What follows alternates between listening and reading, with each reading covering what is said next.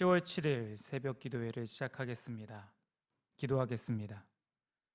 사랑과 자비가 한없는 하나님 아버지, 추석 명절의 새벽을 깨우며 하나님 앞에 나아갑니다. 이른 시간, 고요한 새벽 공기 속에서도 하나님의 숨결이 느껴지고 추석의 밝은 달빛 아래서도 하나님의 은혜가 여전히 우리를 비추고 있음을 고백합니다. 오늘도 우리를 깨우시고 생명의 호흡을 허락하시며 감사의 입술로 하루를 시작하게 하시니 감사합니다. 하나님, 이 귀한 명절을 주셔서 가족과 이웃이 서로의 얼굴을 마주하며 감사할 수 있게 하시니 감사드립니다. 멀리 떨어져 있던 가족들이 한자리에 모이고 따뜻한 밥상 위에 웃음과 정이 오가게 하신 은혜에 감사드립니다. 추석 연휴 동안 오고 가는 모든 길에 하나님의 보호하심이 함께하길 간구합니다. 운전하는 손마다 집중력을 주시고 이동하는 발걸음마다 피곤치 않게 하여 주옵소서. 특히 고향을 오가며 사랑을 나누는 모든 만남 가운데 하나님의 따뜻한 향기가 배어있게 하여 주시고 서로를 이해하고 용서하는 대화가 오가게 하여 주옵소서. 불편한 관계가 회복되고 그리움이 감사로 바뀌는 은혜의 명절 되게 하여 주옵소서. 하나님, 우리의 삶의 모든 날은 주님의 손에 있습니다. 믿음을 주신 것, 그 믿음 안에 살게 하신 것 모두 감사드립니다. 평범한 하루도 하나님의 섭리 안에 있음을 고백하며 나아갑니다. 우리가 숨쉬는 이 공기조차 주의 은혜임을 기억하게 하여 주옵소서. 또한 함께할 가족이 있다는 것이 얼마나 큰 복인지 깨닫게 하여 주시고 지금 곁에 있는 이들이 당연한 존재가 아님을 알게 하여 주옵소서. 함께 웃을 수 있는 오늘이 얼마나 귀한지 감사하는 마음으로 하루를 살아가게 하여 주옵소서.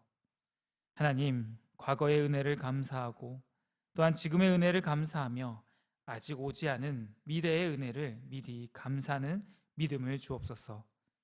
보이지 않는 가운데서도 일하시는 하나님을 신뢰하며 모든 것을 합력하여 선을 이루실 하나님을 찬양하는 우리의 인생들 되게 하여 주옵소서. 사랑의 하나님, 우리 영화교회를 기억하여 주옵소서. 이 교회가 하나님께서 기뻐하시는 교회 되게 하여 주옵시고 복음의 빛을 세상 속에 비추는 등불 되게 하여 주옵소서. 우리의 예배가 형식이 아닌 생명력 있는 예배가 되게 하시고 기도의 불이 식지 않게 하여 주옵소서. 구역 모임과 성경 공부, 모든 교제의 자리마다 하나님의 임재가 충만하게 하여 주옵소서. 특별히 병중에 있는 성도들을 기억하여 주실 줄로 믿습니다. 아픈 육신을 만지시고 지친 영혼에 위로의 숨결을 불어넣어 주옵소서. 치료의 과정마다 하나님의 능력이 역사하게 하시며 약보다 강한 주의 손길로 회복시켜 주옵소서. 그들을 간호하는 가족들에게도 지치는 마음 대신 사랑의 인내를 허락하여 주시고 눈물 가운데 소망을 보게 하여 주옵소서.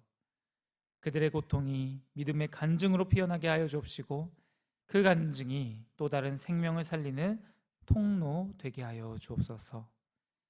이제 추워지는 날씨 속에서도 성도들의 몸과 마음을 지켜주시며 내 영혼이 잘된 같이 범사가 잘되고 강건하게 하여 주실 줄로 믿습니다. 하나님, 지금 진행 중인 새 성전 건축의 모든 과정을 하나님께 맡겨드립니다. 우리의 손으로 짓지만 그 기초와 완성은 하나님의 손에 있음을 믿으며 나아갑니다. 여러 공정이 동시에 진행되고 있습니다. 하나님, 모든 일들이 질서 가운데 조화롭게 이루어지게 하여 주옵시고 작은 실수 하나도 큰 어려움이 생기지 않도록 보호해 주옵소서. 현장의 안전을 지켜주시고 추워지는 날씨 가운데서 일하는 모든 이들의 건강을 붙들어 주옵소서. 담당자들과 건축위원들에게 끝까지 사명을 감당할 지혜와 능력을 더해 주옵소서. 또한 건축의 과정보다 더 중요한 것은 그 속에서 하나님을 경험하는 이름을 잊지 않게 하여 주옵소서. 새 성전이 세워짐으로 우리의 믿음이 더 굳건히 세워지고 하나님의 영광이 드러나는 놀라운 일들이 일어나게 하여 주옵소서. 하나님, 오늘도 감사와 사랑이 우리 삶의 언어가 되게 하여 주시고 만나는 모든 이들에게 주의 평안을 전하는 하루가 되게 하여 주옵소서. 모든 것을 주님께 맡겨드리오며 우리 구주 예수 그리스도의 이름으로 기도드립니다. 아멘. 하나님께서 주시는 말씀 신약 성경 로마서 14장 13절에서 23절까지의 말씀입니다. 로마서 14장 13절에서 23절까지의 말씀을 봉독하도록 하겠습니다. 그런즉 우리가 다시는 서로 비판하지 말고 도리어 부딪힐 것이나 거칠 것을 형제 앞에 두지 아니하도록 주의하라. 내가 주 예수 안에서 알고 확신하노니 무엇이든지 스스로 속된 것이 없으되 다만 속되게 여기는 그 사람에게는 속되니라. 만일 음식으로 말미암아 내 형제가 근심하게 되면 이는 내가 사랑으로 행하지 아니함이라. 그리스도께서 대신하여 죽으신 형제를 내 음식으로 망하게 하지 말라.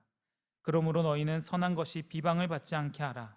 하나님의 나라는 먹는 것과 마시는 것이 아니요 오직 성령 안에 있는 의와 평강과 희락이라.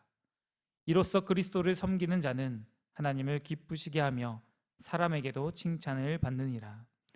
그러므로 우리가 화평의 일과 서로 덕을 세우는 일을 힘쓰나니 음식으로 말미암아 하나님의 사업을 무너지게 하지 말라. 만물이 다 깨끗하되 거리낌으로 먹는 사람에게는 악한 것이라. 고기도 먹지 아니하고 포도주도 마시지 아니하고 무엇이든지 내 형제로 거리끼게 하는 일을 아니함이 아름다우니라. 내게 있는 믿음을 하나님 앞에서 스스로 가지고 있으라. 자기가 옳다 하는 바로 자기를 정죄하지 아니하는 자는 복이 있도다.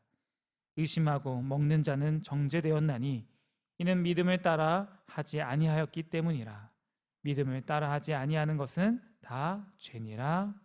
아멘. 오늘은 추석 연휴의 마지막 날입니다. 며칠 동안 가족과 함께 시간을 보내며 따뜻한 정을 나누었지만 우리는 때로 사소한 말과 오해로 마음이 다치는 일도 있었을 것입니다. 긴 연휴를 보내며 다시 각자의 삶으로 돌아가는 오늘 이 시점에 하나님은 우리에게 비판하지 말라, 사랑으로 행하라, 평화를 이루라는 말씀을 주고 계십니다. 바울은 로마 교회 안의 신자들이 무엇을 먹을 수 있느냐는 문제로 서로를 판단하고 비난하던 상황 속에서 이 말씀을 전했습니다. 바울이 이렇게 말합니다. 우리가 다시는 서로 비판하지 말고 형제 앞에 거칠 것을 두지 않도록 주의하라. 이 말씀은 단순히 음식 규례의 문제가 아니라 공동체를 세우는 신앙의 태도를 말하고 있습니다. 오늘 우리가 살아가는 교회와 가정, 그리고 이 사회 속에서도 여전히 비판과 분열이 아닌 사랑과 평화가 필요한 때인 것입니다. 그렇다면 사랑과 평화의 가정, 이러한 가정이 되기 위하여 또한 이러한 교회로 나아가기 위해 우리는 어떠한 삶을 살아야 할까요? 첫째, 비판하지 말고 사랑으로 절제해야 합니다. 바울은 오늘 말씀 가운데 먼저 비판의 태도를 다루고 있습니다. 로마 교회 안에는 유대인 배경의 신자들과 이방인 신자들이 함께 있었습니다. 유대인 신자들은 여전히 율법의 음식 규례를 지켰고 이방인 신자들은 비교적 자유롭게 행동했습니다. 그 결과 서로를 비난하고 판단하는 일이 자주 생기게 되었습니다. 바울은 이렇게 말합니다. 무엇이든 그 자체로 속된 것은 없으되 다만 속되게 여기는 사람에게는 속되니라. 즉 문제는 음식이 아니라 태도라는 것입니다. 어떤 행동이 옳고 그름의 문제가 아니라 그것이 형제를 근심하게 하는가 혹은 사랑으로 행하고 있는가가 기준이 되어야 한다는 것이죠. 바울은 이어서 이렇게 덧붙입니다. 그리스도께서 대신하여 죽으신 형제를 내 음식으로 망하게 하지 말라. 그리스도께서 십자가에서 죽으시기까지 사랑하신 형제를 나의 자유나 나의 고집으로 실족하게 하는 것은 사랑이 아니라는 말이죠. 오늘 우리가 신앙생활을 하며 잊지 말아야 할 것은 자유는 사랑 안에서 절제될 때에만 복음적 자유가 된다는 사실입니다. 가정에서도, 교회에서도, 직장에서도 내가 옳다고 생각하는 일을 할 때 그것이 다른 사람의 마음에 상처가 된다면 잠시 멈추는 것이 그리스도인의 길인 것입니다. 신앙의 성숙은 자유의 사용보다 절제의 실천에서 드러나게 되는 것입니다.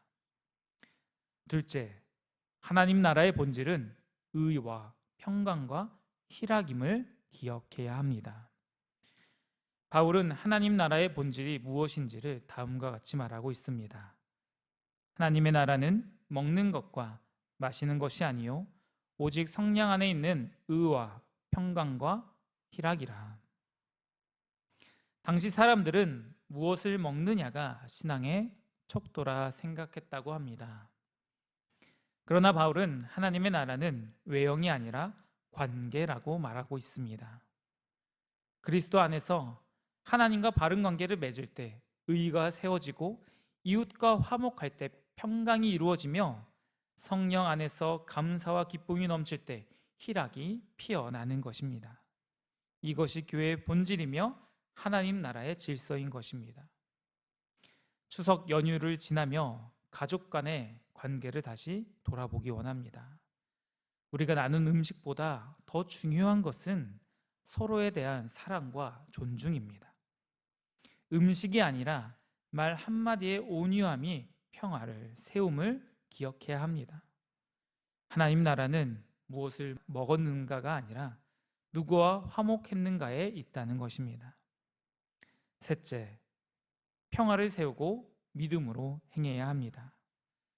바울은 마지막으로 이렇게 권면하고 있습니다. 그러므로 우리가 화평의 일과 서로 덕을 세우는 일을 힘쓰나니.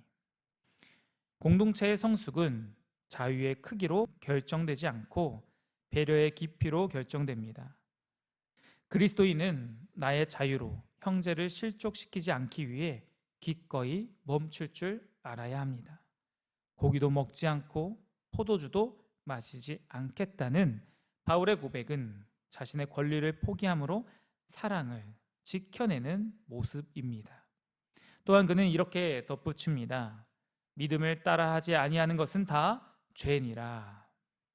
즉 확신 없는 행동은 믿음이 아닌 자기에 의해서 비롯된다는 것입니다.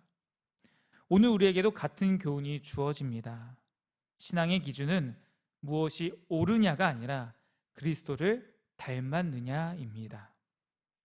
그리스도는 자신을 희생하여 평화를 이루셨습니다.